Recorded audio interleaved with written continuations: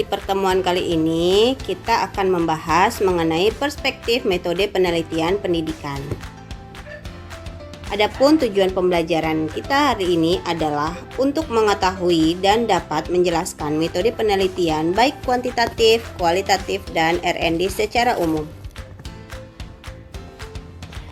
Apa pengertian metode penelitian pendidikan? Nah, metode penelitian diartikan sebagai cara ilmiah untuk mendapatkan data dengan tujuan dan kegunaan tertentu.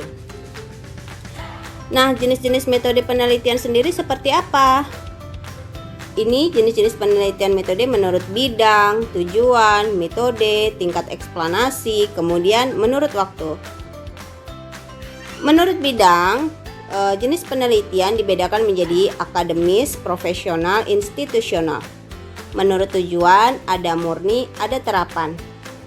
Kemudian, menurut metode, ada jenis penelitian survei, ex post facto, eksperimen, naturalistik, policy research, action research, evaluasi, sejarah, dan R&D. Sedangkan menurut tingkat eksplanasi, ada deskriptif, ada jenis penelitian komparatif, kemudian ada penelitian asosiatif. Kemudian menurut waktu ada penelitian cross-sectional yang bertahap ya, waktu demi waktu. Kemudian ada longitudinal atau secara terus-menerus. Nah, jenis-jenis metode penelitian menurut bidang penelitian tadi kita dapat jelaskan sebagai berikut. Penelitian akademik. Jadi, penelitian ini dilakukan oleh para mahasiswa dalam membuat skripsi, tesis, disertasi. Secara singkat saja ya. Kemudian, penelitian profesional itu penelitian yang dilakukan oleh yang berprofesi, orang-orang yang berprofesi sebagai peneliti, termasuklah dosen. Kemudian, penelitian institusional. Jadi, penelitian ini bertujuan untuk mendapatkan informasi yang dapat digunakan untuk pengembangan lembaga. Nah, macam-macam metode penelitian berdasarkan tujuan penelitian. Penelitian terdiri dari penelitian dasar, penelitian pengembangan atau R&D, penelitian terapan. Sedangkan berdasarkan tingkat kealamiahan tempat penelitian terdiri dari penelitian eksperimen, penelitian survei, dan penelitian naturalistik. Seperti apa penelitian R&D? Nah, penelitian R&D itu adalah jembatan antara basic research dan applied research atau penemuan ilmu baru, kemudian kita kembangkan, kita uji, dan dibuatlah sebuah produk untuk membantu sebuah pembelajaran, contohnya. Nah, metode penelitian eksperimen ini adalah metode menguji cobakan sesuatu. Contoh, kamu membuat suatu eksperimen pembuatan pupuk ya, pupuk. Nah, pupuk ini kita uji cobakan kepada suatu tanaman B. Jadi, tanaman itu kita uji cobakan, ada tanaman yang diberi pupuk, ada yang tidak sama sekali diberi pupuk. Nah, tanaman yang diberi pupuk itu adalah dikatakan sebagai metode survei. Sedangkan tanaman yang sama sekali tidak diberi pupuk itu adalah termasuk metode naturalistik. Nah, untuk pengertian metode kualitatif dan kuantitatif, nah di sini dijelaskan pada metode penelitian kuantitatif dapat diartikan sebagai metode penelitian yang berdasarkan pada filsafat positivisme, yaitu digunakan untuk meneliti pada populasi dan sampel tertentu. Teknik pengambilan sampel pada umumnya dilakukan secara random. Pengumpulan data pun menggunakan instrumen penelitian. Jadi analisis datanya itu bersifat kuantitatif atau hitungan ya, atau dengan menggunakan statistik. Tujuannya apa? Di penelitian kuantitatif terdapat yang namanya menguji hipotesis. Apakah contoh ingin melihat pengaruh sebuah produk A, atau ingin melihat pengaruh A terhadap B. Jadi kita ingin melihat apakah ada pengaruh atau tidak ada pengaruh. Itu yang dinamakan sebagai hipotesis. Kemudian pengertian metode untuk penelitian kuantitatif yaitu metode penelitian yang berlandaskan pada filsafat postpositivisme, di mana digunakan untuk meneliti pada kondisi objek alamiah.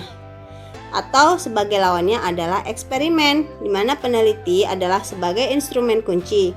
Mengambil sampel sumber data dilakukan secara purposif dan snowball. Maksudnya ada sebuah memenuhi syarat apa yang mau kita ambil. Contoh, kita ingin melihat bagaimana kinerja dari guru yang sudah bersertifikasi dan belum. Tentunya sampel yang kita ambil adalah purposif tertentu, yaitu guru yang bersertifikasi dan guru yang belum bersertifikasi. Nah, dan snowball, maksudnya dari snowball adalah ketika kita sudah mendapatkan satu sampel, maka kita akan bertanya kepada sampel berikut, sampel tadi siapakah kira-kira orang yang tepat untuk kita dapatkan informasi, atau narasumber lain yang kita dapatkan informasi yang memiliki ciri-ciri yang sama seperti tadi, bersertifikasi dan tidak bersertifikasi. Kita dapat menanyakan kepada sampel pertama. Kemudian sampel kita menjadi semakin lama semakin besar, layaknya snowball, bola salju.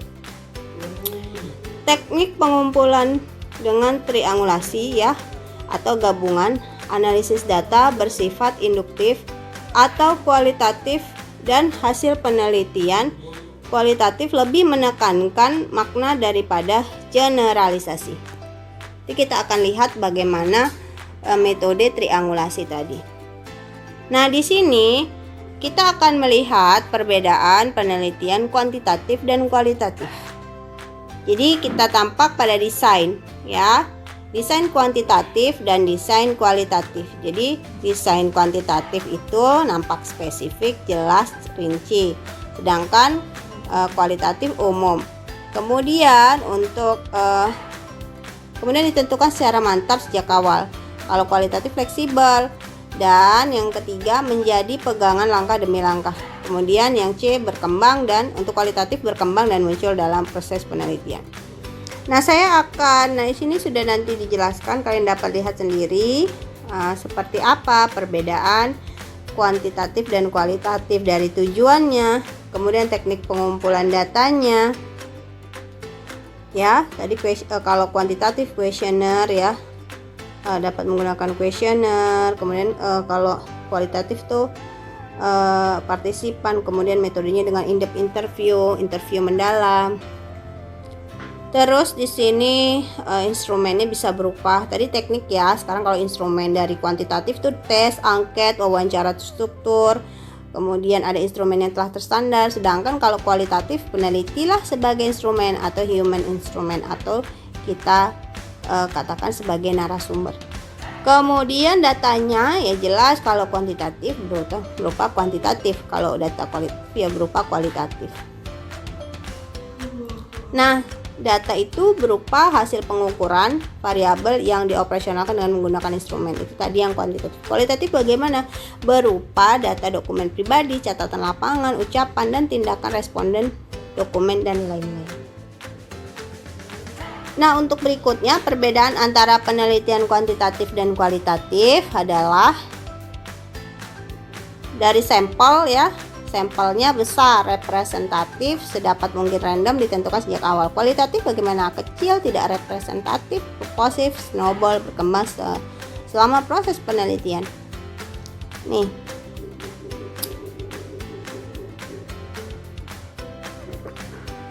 Nah, kalian dapat lihat dan cari ya perbedaan seperti apa penelitian, perbedaan kualitatif dan kuantitatif. Nanti kalian dapat simpulkan sendiri dari beberapa penjabaran saya yang lain.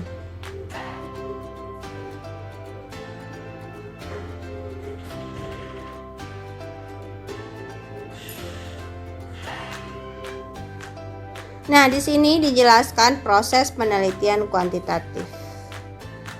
Jadi, penelitian kuantitatif itu ditemukan ketika terdapat sumber masalah baik empiris ataupun teoritis. Kemudian masalah tadi dirumuskan, kemudian kita cari konsep dan teori yang relevan, kemudian kita juga cari penemuan yang relevan terkait masalah tadi. Kemudian kita melakukan pengajuan hipotesis, kemudian membuat praduga terhadap hubungan antar variabel ya, menyusun instrumen penelitian, kemudian metode strategi pendekatan penelitian, kemudian membuat atau mengumpulkan penemuan, menganalisis data ya, kemudian memberikan kesimpulan. Nah, kalau proses kualitatif seperti ini nih. Nah, ada 3 bagian atau disebut yang triangulasi tadi. Pertama, tahap deskripsi, yaitu memasuki situasi sosial. Ada tempat, kemudian ada aktor, ada aktivitas. Kemudian ada tahap reduksi. Tahap reduksi itu menentukan fokus, memilih di antara yang telah dideskripsikan. Sedangkan di tahap seleksi mengurai fokus menjadi komponen yang lebih rinci. Nah, seperti ini nih.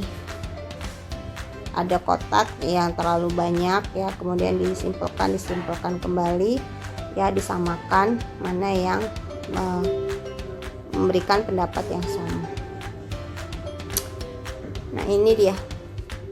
Nah, kapan metode kuantitatif dan kualitatif digunakan? Nah, kuantitatif ketika masalah jelas, ingin mendapatkan informasi yang luas dari populasi, ingin diketahui pengaruh perlakuannya, ingin menguji hipotesis, ingin mendapatkan data yang akurat, dan ingin menguji kevalidan teori. Nah, ini. Kemudian kalau kualitatif bagaimana? Nah, masalah penelitian belum jelas, jadi ingin dicari dong informasinya seperti apa. Seperti ingin memahami makna data, ingin memahami interaksi sosial, ingin memahami perasaan seseorang, ingin mengembangkan teori, ingin membenarkan data, ingin meneliti sejarah perkembangan. Jangka waktu penelitian sendiri seperti apa untuk kualitatif? Yaitu cukup lama karena bersifat penemuan atau data yang kalau datanya sudah di jenuh baru karena untuk kualitatif itu tidak tahu, tidak memiliki jangka waktu yang pasti, tapi kalau data sudah jenuh maka penelitian selesai. Apakah metode kuantitatif dan kualitatif dapat digabungkan? Pertama, dapat digabungkan untuk meneliti objek yang sama tetapi ada beberapa bagian yang tujuannya berbeda. Kemudian 2, digunakan secara berbeda jika penemuan hipotesis dalam kuantitatif kemudian diuji kuantitatifnya. Dan yang ketiga, metode tidak dapat digabungkan. Nah, ini adalah ruang lingkup penelitian pendidikan ya, yaitu meneliti ruang lingkup penelitian pada tingkat kebijakan pendidikan, kemudian meneliti pada tingkat manajemen, kemudian meneliti pada tingkat operasional. Nah, itu tadi tentang perspektif metode penelitian pendidikan secara umum ya. Nanti next kita akan menjelaskan secara khusus seperti apa penelitian kuantitatif, kualitatif, dan R&D. Nah, jika masih ada yang ditanyakan, tulislah di kolom komentar. Jika tidak, maka berikanlah apa yang dapat kalian simpulkan dari penjelasan yang sudah saya sampaikan di kolom komentar. Terima kasih, mohon maaf atas kekurangannya ya.